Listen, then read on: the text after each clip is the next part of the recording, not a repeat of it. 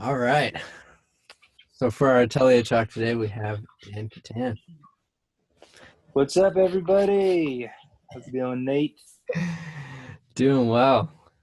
So the Dan is one of the Republican Pie artists, and so that's where I met him. And saying there pretty much every time I needed a sub, he was ready to go.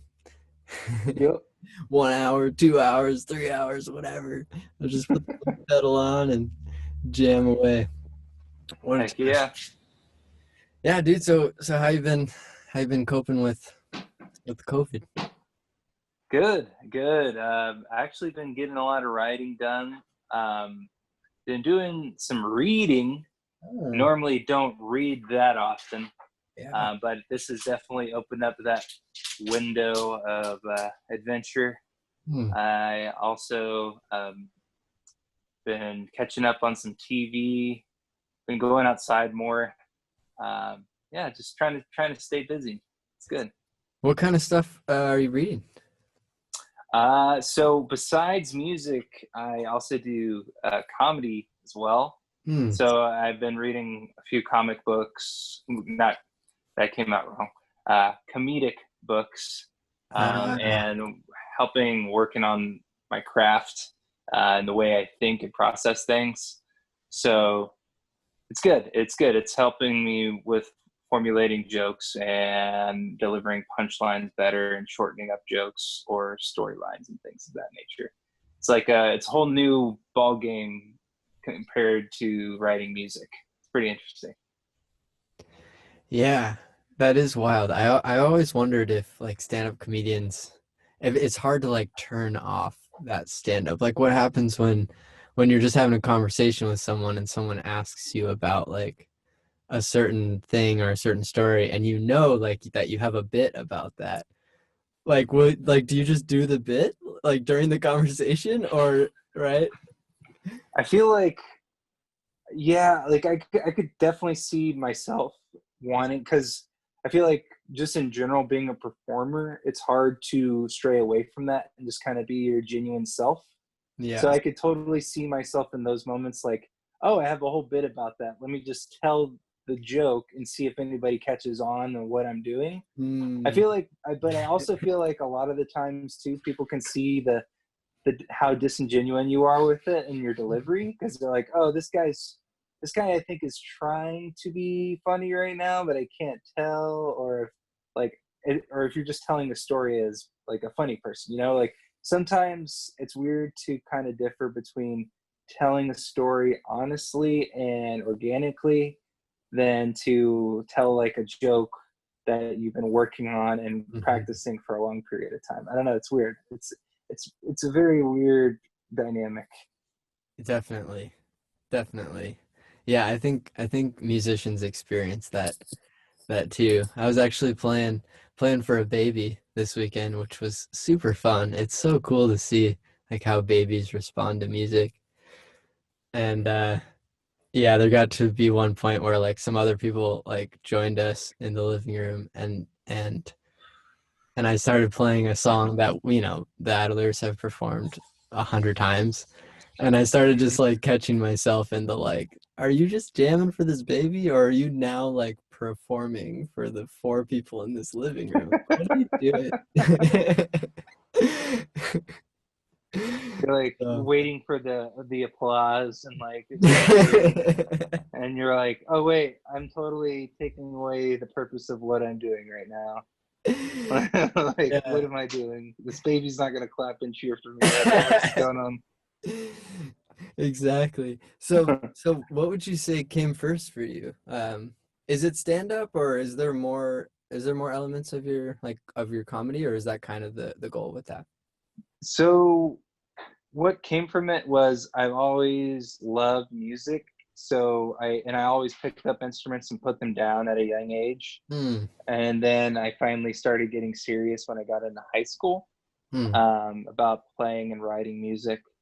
And then, but all throughout my life, I've been, from afar watching comedy and like really loving it and not really ever pursuing it for whatever reason until Mm. recently.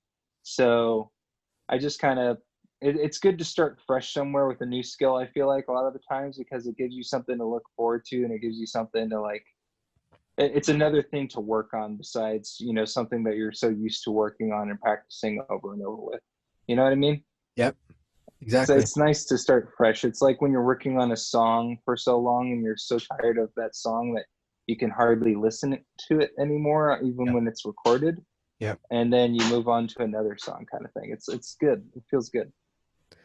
Yeah, I've heard some people say like an outlet from your outlet.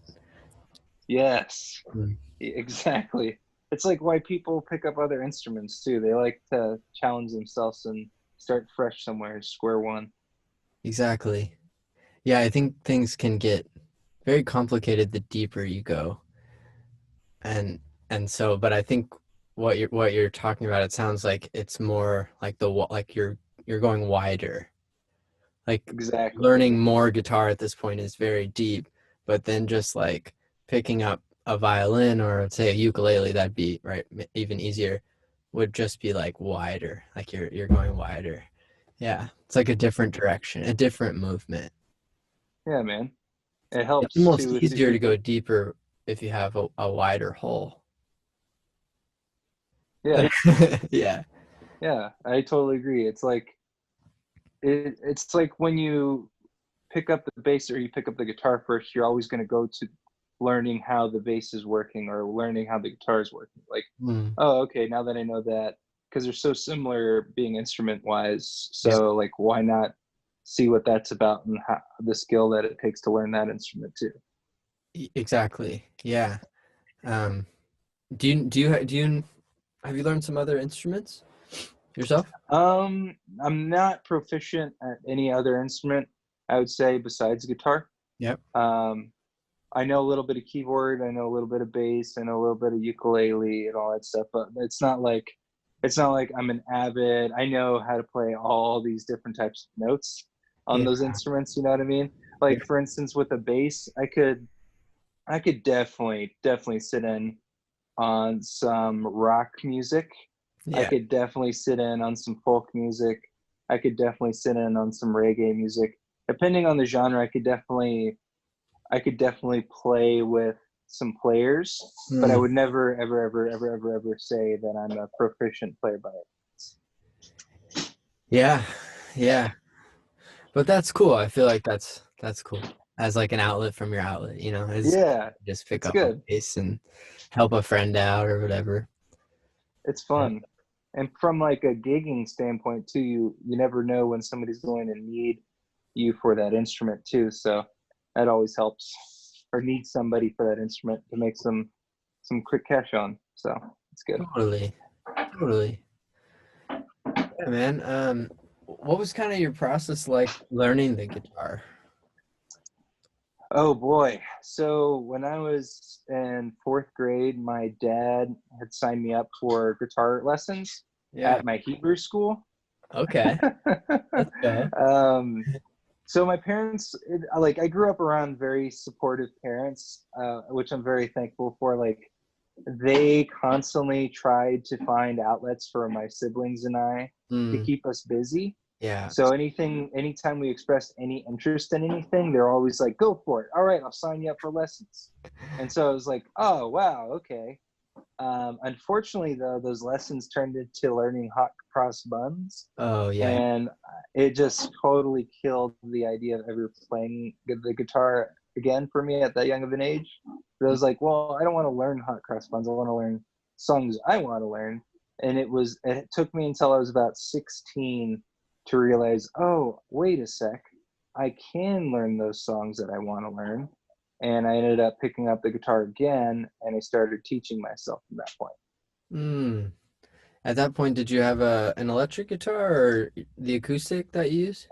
I had a Takamine, I think C series. Yeah. It was acoustic. It was Yeah. nice. Um, it was really good for a beginner guitar too because the action was really low, so Mm. my wrists and my fingers weren't hurt the Yep. entire time I was trying to learn. Yep. Um, but it was good. It was good.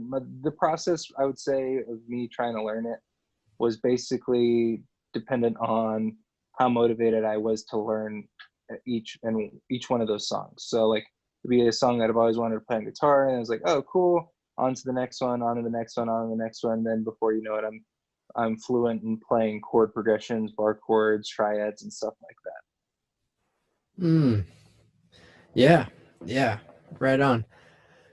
And you are a songwriter as well, but it sounds like your musical journey started with learning songs to help you learn the instrument. So when did songwriting come into the equation? Songwriting started my senior year, I'd say, in high school. Mm, Um, I was, it's funny because I grew up in Austin, so this music I was listening to at the time, I was really into marijuana. So I was really into playing reggae music. yes. And yeah, that was great. But that kind of expanded into other ventures as far as genres go. I was very, very into reggae music. So I was writing reggae music. Mm, But again, that was like the beginning stages and beginning phase of like expanding that guitar journey, I guess you could say, because really what reggae music is bar chords and different timings and stuff like that. So that kind of helped me with the rhythmic style of playing that I have, yep. and learning rhythm guitar very well. But at the same time, it opened up the window for later on when I started realizing, oh, I'm interested in rock, I'm interested in blues, I'm interested in jazz, I'm interested in other styles and genres of music. So, but Cool. yeah, the Yep. foundation was definitely reggae music for songwriting, and then that ventured into blues, and that's what I currently write today. I'd say is mainly rock blues. Who are some of your reggae, like your favorite reggae artists? So I guess you could say Jack Johnson was one of the big ones. So the reason why he was, which is a very, very, very typical one to choose from. So I saw him at Austin City Limits when I was 14 or no 12 actually. I saw Mhm. him when I was 12 years old. It was him and Ben Harper and the Innocent Criminals, Nice. and my buddy's parents worked for Verizon, and they got Verizon stage passes, and they didn't want to go. His parents didn't want to go, so they ended up dropping he and I off at ACL, Yeah. and we were able to go sit backstage and watch Wow. both shows. So it kind of like opened my eyes up to a whole new world of music that I didn't really listen to or really pay Yeah. attention to at the time. Because when you're 12, when you're 12, you're listening to pop music. You're listening to anything that's on the radio, anything that's Yeah. popular, for the most part. Yeah. I all of my friends at school were listening to like Sum 41, Blink 182, and stuff like that. And Yeah. I didn't even hear of Jack Johnson or Ben Harper before then. And then when I did, I was like, oh wow, this is awesome. I really enjoyed that show. And Hmm. so I started venturing into that genre of music more and started learning and listening to it more. That's where I discovered Bob Marley and all those other guys. Of course, all the other influences, Toots and the Maytals, all those guys. Yeah, definitely. And I know you also have gotten into like the Chili Peppers too, right? Like some of Yes, that music. that Yeah. music for sure was very popular and still rising at that time too. When I was in the like that age, 12 and so. So like Stadium Arcadium, it came out a few years after that. So I think it was like when I was 15 or 16. So that was a major influence on me, I would say, musically, because it was weird that I feel like the Chili Peppers had like that like space and time where they weren't doing much. They were kind of off and on with John Frusciante and kind of exploring different outlets or different ways for them to make music. John made his own solo album and stuff, and when they kind of came back together, they created that blockbuster album, which was amazing. And yeah, that definitely I've been following them prior to that, obviously, but that was like another refreshing album for me. I'd say was Mhm. Stadium Arcadium. Besides like Blood, Sex, Sugar, Magic, and um, all those other good albums. Yeah. And it seems like you're starting to like settle into how you might represent yourself in the music industry or as an artist. And I know that you the band that you have, remind me of the name again. Yeah, Run and Hide. Run and Hide. That's right. Yeah. Yeah. So what have you kind of done through Run and Hide, and is that still active today? So I created that entity primarily because I wanted to have different music ventures. Because, you know, as you grow as an artist, you may not be stuck in that genre as you continue on with your musical path. So, like, a good example of that is like a guy like Trent Reznor. Yep. He's very into multiple projects all the time and all different arenas of music, Mm, which I like. So I was kind of interested in that. I also was interested in having a band and thinking that having a band is easier to promote and kind of put into a package deal or marketing and mm, promoting. yep. Um, but at the same time, it's still my music. It's still the stuff that I've written. It's still the stuff that I've composed and produced. So I, I'm kind of in a neutral phase of what to do next. But Mm, anyway, going back to your question, yeah, I with Run and Hide, I moved out here to LA in 2017, and I brought an EP with me. That EP was recorded with a guy in my apartment of 600 square feet with my girlfriend and I. wow. So we're living in a nice, tight, closed space. He had all the equipment needed for a home studio recording, Mm, which was very, very cool. He was trying to get out of his situation where he was at and wanted to start a new life for himself somewhere else. And so we had reached out to him, offering him that opportunity, and we were able to create music out of it, which was great. It was a great environment.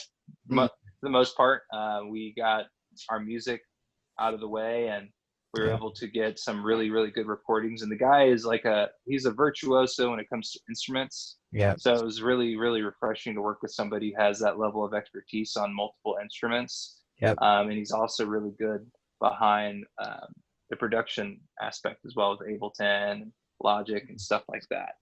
Uh, Who is this? his name's Matt. Matt. Yeah. Yes, Very nice. he he resides in Austin currently. He's got a kid and a wife now, and yeah, it was a great experience. It was a very good learning experience too. But yeah, we were able to knock out that EP, my first EP, the Run and Hide, in a 6 to 7 month period. That's production, mixing, and mastering. And it was a really, really great experience. There's 7 songs on that EP. I've definitely grown vocally Yeah. since then, which is great. Yeah. It's funny because when you listen to your old stuff, you're like, oh man, I needed a lot of work, but it's also Mm, good to just put stuff out there too. Because mm, I feel like even then, I probably was never ever going to be satisfied with the final product. yep. So it was good that I just put it out there and started from the get go because you got to start somewhere and you got to start having new learning experiences. Yep. So I moved out here in 2017 with an album. I started hitting the ground pretty hard with emailing um, anybody from a label to an agency to a management organization, calling people even, and trying to get them to listen to my music and showing them who I am Mm, and why I'm here and trying to develop connections yep. essentially. Yeah. And that ended up turning into me going and playing South by Southwest in Yeah. 2018. Very cool. Um, and I played about 12 shows promoting that EP and that release of that EP, Mm, which was great. It was a great live performance experience. As far as networking goes, not I didn't really leverage what was there or available to me as much as I probably should have.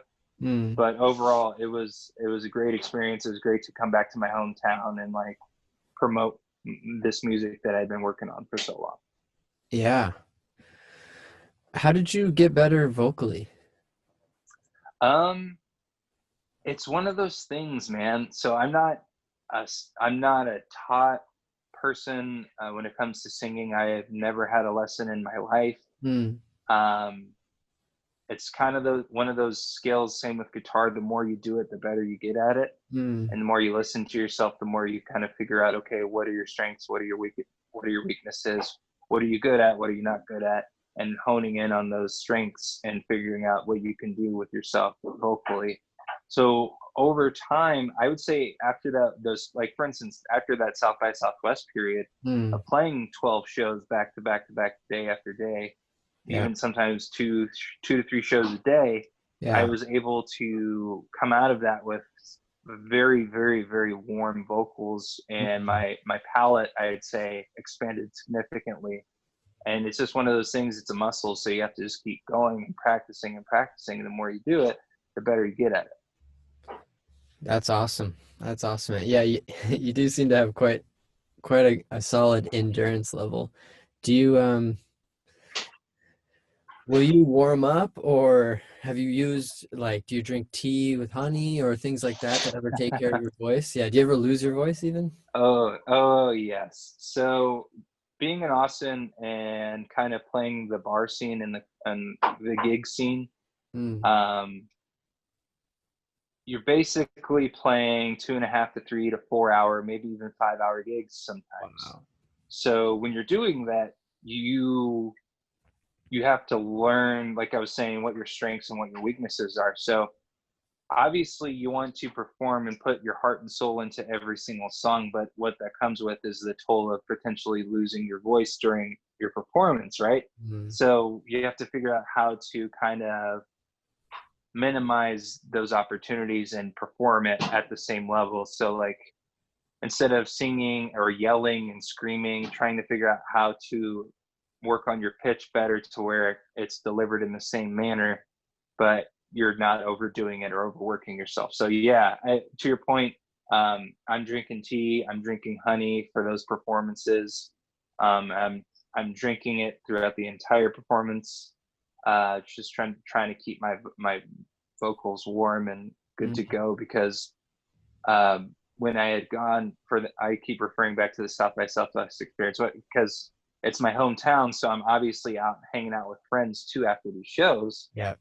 And that's not very good, especially for your vocals. Yeah. And after performing for so long, so that ends up kind of damaging what could potentially happen for the next day that you go out and you perform, Mm, which kind of happened towards the end. Thank goodness, my voice was starting to give out, and so I was chugging warm tea, trying not to talk, trying to keep myself isolated in the morning, and just drinking tea and honey mm. to where I was preparing myself to go out again and perform. So yeah, tea and honey is definitely my go-to for sure to keep my vocals kind of rested and warm um, for those back-to-back performances. If it's just one performance for that night, I try to I warm up with the songs that I'm planning on playing that night prior Mhm. to going. Yeah. But I don't really give it a full rehearsal. I just kind of warm up in my own way and like, okay, cool, I'm gonna do that one, I'm gonna do that one. Because I feel like if you rehearse too much prior with your vocals, your vocals can kind of come out weak when you get to that performance part. Mm. And then you're like, oh crap, I practiced too hard today. So that's showing itself right now, you know? Has that ever happened to you? Yeah, definitely. Yeah. Definitely. Yeah. But remembering lyrics is like a whole nother battle. So Yes. it's nice for me to go through the songs in my head or just very softly, like you said, just not 100%, not full. Or just like those certain verses that I know are hard to remember. I'll go through Yes. those. Or just songs that like maybe the band hasn't played in a while. Um, I'll go through those new songs. Yeah. Yeah, it can be a pain, man. Like I've definitely blanked out before on a new song at a performance. I'm like trying to remember in my head. I'm like turning back towards the band. I'm like, okay, give me a second. I'm catching on here. Oh yeah, that's what it is. Oh, Oof, it's terrible.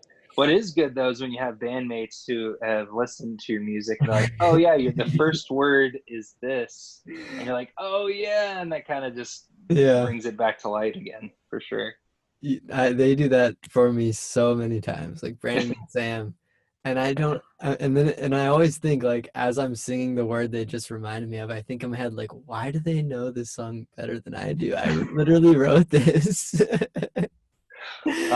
It's bad. Yeah, it's so bad. You're like, wait, I should know this. Like, it should be on the back of my hand, essentially. Yeah, Like, what is going on here? yeah, but there's a lot going on. I try to like have grace too, because especially if you're leading the song per se, or the atmosphere, the tempo, everything. Sometimes I get caught up in that, right? Like sometimes, especially at ROP, Republic Pie, because there's so much going on, and sometimes like right, somebody will walk in and like start dancing and like talking to some girl right in front of me or something, like a stranger, and she's all freaked out, and so right, I get caught up in that, and then all of a sudden I'm like, oh no, oh no, I forgot Hey, this what's the word. song? Yeah, and it's like amazing how our brains work, because if you get the first word right of a verse, like the whole thing, you don't even have to think about it. But some like if Yeah, you don't get that first word, the second word is so much harder, and the third word is even more gone. So yeah, yeah, man. weird. Uh, Pain. Especially like you said, like the distractions of when you're performing can definitely overcome your focus. So yeah, I get it. It's fun though, man. It's fun because it kind of puts you on the spot too, and you kind of realize how to manage yourself essentially, like how Mm, to manage the situation. mm. So it's a good challenge. Yeah, I think it teaches us about the song a bit too. Because like there are some songs that it happens very rarely, right? They're just so like true to whatever, my heart or my brain, that I just don't forget them. And like there are Yeah, other songs that like maybe they're just not right there for me, you know? Maybe I just had to kind of reach to get that line. It wasn't so much what I actually wanted to say, it just like rhymed really well or something. And like I yeah, don't man, really. Yeah, and so those songs will fade. Like, there'll be another song down the road. So, for sure.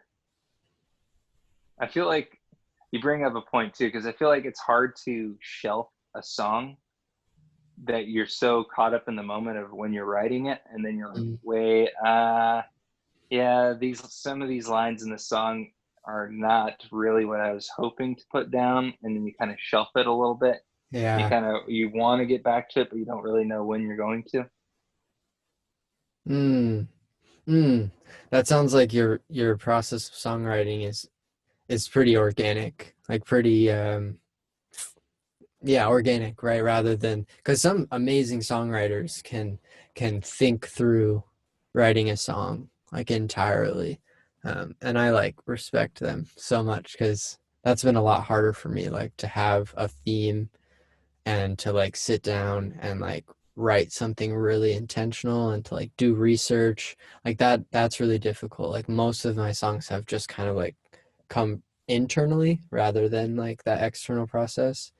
Whereas, right, I just kind of mumble something and then some lyrics come in, and then it's like, oh wow, like I'm definitely feeling that, and then just kind of keep moving through that emotion.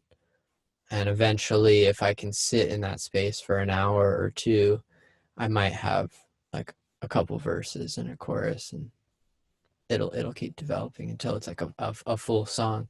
But it kind of comes from the inside, you know. I'm not Yeah, I'm man. not so much thinking through it. Yeah. Yeah, like I I've done both. So typically, the way I kind of approach it too is like I don't want to stop writing because I know the moment that I stop writing and like when I'm very uh, influenced in the moment, I don't want to stop writing because I know if I do, there's a chance that I will shelf it and I won't go back to it because that's how I was feeling in the moment and that was the idea in that moment. And if Exactly. I try and go back to it, it's just going to take me hours and hours to figure out and think about what was I thinking, where was I going, Mm. and I feel like that definitely stumps me a lot. So I have a lot of unwritten stuff, which Mm. is good. And it's like, okay, yeah, it was in the moment, but at the same time, it's kind of hard to go back to that stuff for me personally. Like Totally. like what you're saying, like you come up with some words and you're like, okay, I'm going to sit on this for an hour or two. I'm going to do some research. I'm going to dig within myself, figure out what I can put down on paper. And Mm, then by 2 or 3 hours, I'll have some verses and some choruses going. Right. yeah. Yeah. Like, yeah, that to me, when I'm thinking too much about what I'm trying to, like, what kind of emotion I'm trying to get out, or what my intention is, I Yeah. feel like that can definitely stop me in my creative process for sure. Mm-hmm. Because we get caught in our heads a little too much, like we think too hard or deeply on certain things or certain topics that we're trying to write about, Yeah. and that kind of takes away the idea of what what you could just be putting out, like you thinking before speaking, or you're speaking before you're thinking, kind of thing, you know what Mm, I mean? So like you're writing before you're thinking. You're just writing away, writing away, writing away, and then all of a sudden you have something. exactly. Yeah. Or you're thinking too hard and you're trying to critique every word or every line or to Mm, every verse that you're doing. mm. It's almost like that process of thinking is really good for learning and becoming better at your craft, but maybe not so much for actually making a product. Yes, that's exactly what I'm saying. Like, I feel like we get caught up on the other side a little too much, like the thinking, the internal, the internal battle of what you're trying, what kind of emotion, what's the purpose of the song, what's the intention. Mm, So one of the things you and I had talked about before, so with I also do comedy and stuff, and one of the books that I've been reading was just every day just start writing things down, writing down your thoughts without really thinking much about it, just like, oh, what's in the moment, what's going on in your world exactly. today. Yeah. And out of a few of those lines, or maybe a paragraph of something that you had written Mm, down, there's going to be a joke or a plot to your joke in mm, that paragraph, and then you can take that and work with it and come up with a punch and critique it that way. And I feel like that's a good way to apply it to songwriting too, mm. especially if you're so inspired in the moment. Why take away from that inspiration and start thinking too deeply on what you're writing? Because that might stop you in your tracks, essentially, when you could Completely. just be writing organically, and then reverting back to that, and reverting back to it and critiquing it later on, and be like, okay, so I have a finished song. Who knows if it makes sense? I'm going to revert back to that and see what I can change it up, and what kind of topic or what my intention was for that song. It's Totally. weird. 100%. So it sounds like you've written songs before and not exactly known what they mean. Yes. Yeah. Yeah. Yeah. No purpose, no intent, just writing, writing, writing, and then coming up with some chord progressions, and be like, okay, all right, so there's that song's done, and let me kind of shelf it and Yeah. see, maybe later on I'll sing it again or play it again, then I might critique it a little bit. Yeah. You know, one of my biggest pet peeves is when I write a song that in the moment I'm just so stoked about. And I mean, any song actually, anytime a song gets finished, it's just like the heavens open up because it's like I'm I'm one of those people that like, even though sometimes I write a song like every couple of weeks or something, Sam thinks I'm the most ridiculous person ever because every time after I write a song, it's always like, that's the last one. There's no way it's gonna happen again because it's just such a delicate process, man. It's crazy. Yes. It's Oh insane. my god, yes. It really is, man. It's a struggle too, for sure. Yeah. It's a struggle for sure, man. And then to be okay with the song Mm, without thinking about what others may hear and think of it as, and you're like, okay, all right, do I want to put this on a CD, or do I want to put this on my EP? Do mm, I want to hold on to this song? Because I mean, I'm sure you've dealt with this too. There's been so many songs of mine, I know for a fact, where like mm. I've had to just throw them away. I've had to just put them in the trash and not think about them again, and then move on and try and come up with something new. It's like one, okay, so a good example. So like you watch a comedy special, right? There's a theme in every comedy special that you've ever watched. Yep. Ever. There's a theme. Yeah. And they have a catchphrase or a word or whatever it may be that kind of encompasses that 1 hour special. Yep. And that's kind of the same thing with musicians and artists, is branding and encompassing a theme in your EP, or encompassing you know, one of those catchphrases, like, what if you could put your album in 7 songs into one word, what would that be? And it's like, what was this album about? Was this album about love, struggle, overcoming obstacles? What is this album about? What is the theme of that album? And that kind of comes into that like brand and marketing phase of pushing yourself and putting yourself out there to like labels and management companies and stuff like that, because you have to be easily sellable for them to be like, oh, this guy's got a finished product. He knows exactly what he's doing from a marketing standpoint and who his audience is. So how do we get him and put him in the right shoes to be successful? It's weird. It's really weird, man. It does make sense though, because there's just so much content right now. You know, there's just so much content out there that it makes sense from a business perspective. Like, it's just so important to be accessible, because you might only get 5 seconds, you might only get 10 seconds in front of people's eyes. And, you know, if it's a paragraph long, people can't read a paragraph in 5 seconds. So your shot's gone. Yeah, man. And they're not going to, it's like instant entertainment. I forget who said it. I read this, like, it was an article or something, where the guy was talking about everybody's so focused on making singles these days when they should be focused on the album itself and what it represents, because people are just trying to get famous or trying to immediately entertain you, because that's the kind of world we live in, is instant entertainment. If I'm not caught, if you don't catch my eye or my ear in the first 10 to 15 seconds, then you've lost. So then it's about, right, like creating this huge, this structure, this concept theme that can sustain itself over time. But within that, there are these little peaks that can catch people's attention, right? I think we're capable of having both, right? Of succeeding, of achieving both of those things. But I do think it takes a lot of patience, and that's why the songwriting process can be such a struggle. Yeah, man. Yes. Yep. Because, like, I mean,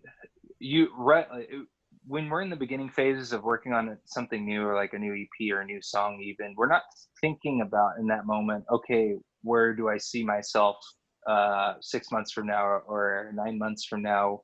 What do I hope to do with this music? Whose hands do I want this music to be in once I'm finished with my product? You're just thinking about right now in the moment, the music that you're working on, and what you're doing, like what you should be doing as an artist, not like the business aspect.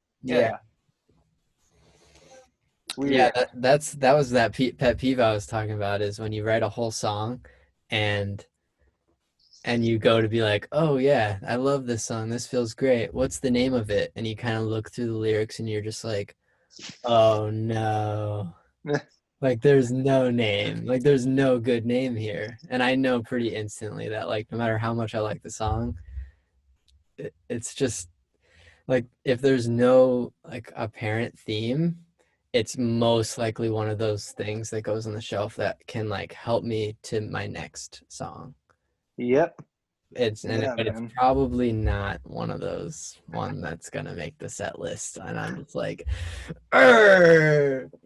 And then the other times feel equally as good, right? Like, one time there was this thing on piano. I still haven't recorded it because it's a long story, but and at the end, like, I just looked through the lyrics and clearly the theme was castles, and I was just like, that's the coolest thing ever. I was just so happy about it. I was like, yeah, the song is called Castles, and thank God. That's it. Yeah. It doesn't even matter how it sounds. It's called Castles. I don't know. Yeah, dude, yeah. That yeah, I feel like everybody struggles with that, man. Hmm. It's so weird. And then when you get in, like, dive deeper into the creative process of like music videos, it gets even weirder. There people like sometimes you make a video and you're just like, people are like, what is this about? What Mm. were you trying what were you portraying here? And it's like, it's art, man. It's art, okay? You don't I'm playing understand. guitar on the beach, man. Chill. Enjoy it. Just enjoy it. Sit back. Yeah. Like, yeah, it's weird. It's weird, man. It's a weird process. Yeah, I man. forget what like statistic I read. One in every 50 songs is a structurally sound song. Mm, That's the statistic, or I read it somewhere. I yeah, can't reference, that's okay. but I feel yeah, it. it's like one of every 50 songs is a song that you're going to be like, that is awesome. I am really good with that song. It's Mm. that's a song I feel very confident about. And out of those 50, typically, I don't know how accurate that is, but it kind of makes sense. No, I feel it. I feel it. Yeah, I've Yeah. always been on the kind of side of like if I were to be a pop maker, I would make like I would be the one that would make like 40 in order to get one great one. Whereas like the other person's literally just working on that one the whole entire time that I'm working on the 40. And who knows, Exactly. like is his pot gonna be better than my 40th? I don't know. But Yeah, I man. kind of believe that after doing 40, you probably will figure out some things and you'll be able to let go of mistakes and things. Yes. Be as attached to the 40th one because you've already thrown away 39. You could just do a 41st. I don't know. That's kind of the way I've seen songwriting. Yeah, man. You can work on the same song for years and still never ever be done with it. And it's like, that's just, to me personally, that doesn't sound like a very Oh. productive way of doing it, Yeah, at all.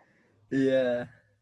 I feel like you're actually holding yourself back from letting go of the idea of this song, when you should just move on from it, and do what it's supposed to do and release it and be okay with it.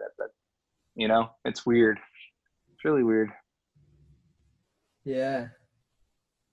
That's cool, man. You kind of learn a lot of covers, and Yes. that's cool. Um, what I'm curious about is, will you ever write a song and, just because you keep a lot of other people's songs in your head, will it ever distract you? Kind of like, do you ever write a song and you're like, oh, it kind of sounds kind of like Rage or, whoever. Yeah. That's actually what helps me with that, Hmm. is when it comes to chord structure. It helps me a lot with finding ways to put notes into places where they normally wouldn't be. So like a diminished or a seventh or a 13th, or something like that, where it's like, oh, okay, I could input that little change up there and that would change up everything about this song. And that little takeaway, that little pass through note is going to sound really good here. Or, okay, I'm in this scale. This is what I'm working with. Hmm. Wouldn't it be cool if I changed the key at this part in the bridge Hmm. and went somewhere differently with it? So I feel like with chord structure and song structure, it actually has helped me significantly learning covers in a lot of ways. Hmm. But I see what you mean, though. Like, you could sometimes be writing a song and then you come up with like 6 or 7 chords and you have 2 or 3 different patterns, and then all of a sudden you're like, that kind of sounds like this song. Yep. And then that's when you either throw it away or you do something else with it. Yeah, I've definitely done that. I'm definitely guilty of doing that, for sure. 100%. But at the same time, it's in a way a good thing, because you realize, okay, I know that I need to kind of stray away from that mindset, or since with the way I write things, it's organically. So I might have been thinking of that song and then rewriting it essentially, and then like, oh, that's what came up. That sucks, and then you throw it away. So yeah, it sucks. Yeah, I definitely have done that before. It's it's a definite wall when it comes to the writing process for sure. But at the same time, like I said, it's helped me come up with new ways for chord structures and chord patterns, and figuring out what notes fit where and how to throw in bridges and pre-choruses and certain areas where it would fit and make sense, kind of thing. It's no wonder a lot of musicians are just like kind of chilled out, like because it seems like our process, especially songwriting, we're just like constantly having to like let go of of like our hope in a song or like the excitement. It's just constantly like, oh, I just worked so hard for so long and that amount to nothing. It feels like it amounted to nothing, right? It obviously doesn't, but like yeah, it's a heartbreaker, dude, when that It happens. is, because you're so passionate about it, man, and then it's like, then the idea of it the idea that that idea just dies after a Yeah. couple hours of working on it. You're like, oh, can't do anything with it. But again, that helps. I feel like with musicians and artists, it helps them overcome the rejection that Mm, is the music industry. yes, dude. So that's a great quality to have. So when you're constantly Mm, essentially letting yourself down so much on a mm, constant basis, you yeah. get to a point of where your resilience Mm, is so high that it's like, okay, I can take 1,000 no's and lead up to that one yes every single day. yeah, and So hecklers. And yeah, yeah, like we become a very scrappy bunch. I like yes, that. I like that, man. That's yeah, good. it's a good quality, and like I feel like you got it's hard to think about that in the moment when it's happening because Yeah. it happens so often, but you just got to keep on going, man. That's the only way to really continue with what you're doing and being passionate about it for sure. Yeah. Well, dude, I'd love to hear about some of your we kind of talked about how you got into it and your process and now maybe we can talk about some of just your vision, right? Some of your goals, personally as a musician. Um, yeah, what is your future looking like in your head? Honestly, what I want to do is with my next set of songs that I want to work on in the studio, I plan on getting acoustic rough drafts out of the way. Not out of the way, it sounds bad, but I feel I already have it. I have everything already to go Yeah. into go into a studio, knock it out, Yeah. all the parts and pieces ready to go. So what I want to do is get that going, and then what I also want to do is take that, work with some bandmates, Mm, and I want to create an organic live type style recording, kind of yeah. like how they did in like the 60s and 70s with analog. And Yeah. I do want to do that.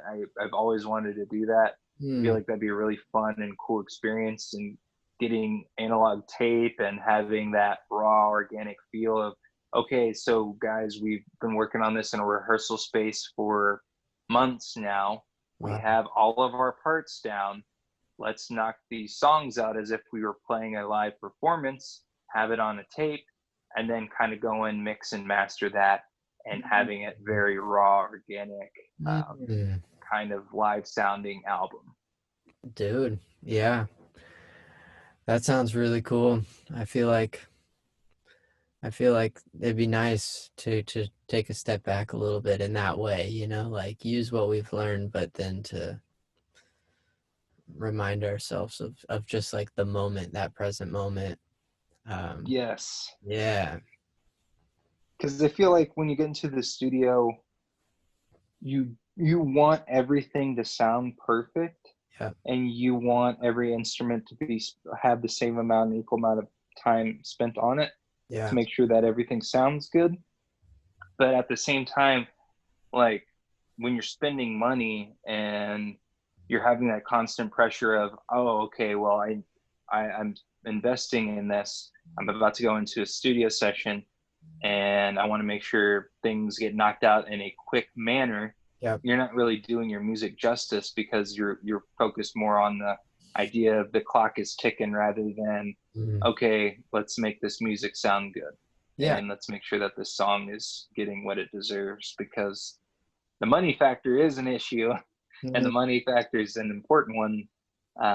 So it's like, yeah, you feel like you can get caught up on both ends, but I feel like if you're able to, like with my idea with with the full band production thing, I would like that because if we rehearse it enough and we've done it enough times, that way we can go and do 3 or 4 takes per song, piece and puzzle it together, and have a very raw, organic, live sounding album rather than, piece by piece, we made this and each piece was at its own, week essentially of work.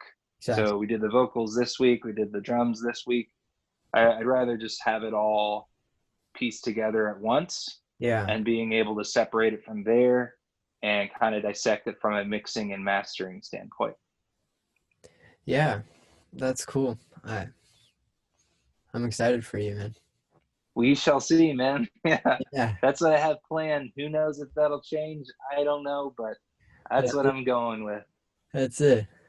Yeah, I love that. Just like looking into the future, but knowing like it's like this whole pandemic, right? It's like, huh, I don't think anyone expected the whole entire economy to just have a tsunami hit it and then Dude. but then some people don't get affected at all. Some people were just like chilling Yep. away from the coast, if we're sticking to the tsunami metaphor. Dude, yes. Yes. There's some people that are just living it. And then there's some people that aren't. Just And yeah. nothing. Yeah. It's oof. Yeah. Yeah. Weird, weird times, man. We're halfway through 2020. Can't Dude, believe it. yeah. Did you see Dave Chappelle's stand up? Like the first Oh, one back? oh yeah, yeah. The first one that he did, yeah, where he's addressing everything going on. Yeah, that was Yeah. heavy, bro. Woo. Yeah, it was he hit it right on the nail though. So I definitely I liked it. I thought it was good. He made a lot of sense to me, you know. Yeah. Yeah. Yeah, it felt right in the moment for me too. Yeah, Yeah. It's always nice to get more and more perspective. Um, and I feel like he is a person that has gained a lot of perspective. definitely. He's not just speaking for himself, when he speaks. There's a lot of people that like he's just what was it? It's his voice, right? But it comes from a whole community of a very diverse group of people. For sure. Absolutely. Yeah. Well, man, it's been so great to catch up and to hear Yeah, dude. about your musical journey. Thanks so Yeah, much man. for hanging out. No problem, Nate. I hope to see you again, man. We'll catch up soon. All right.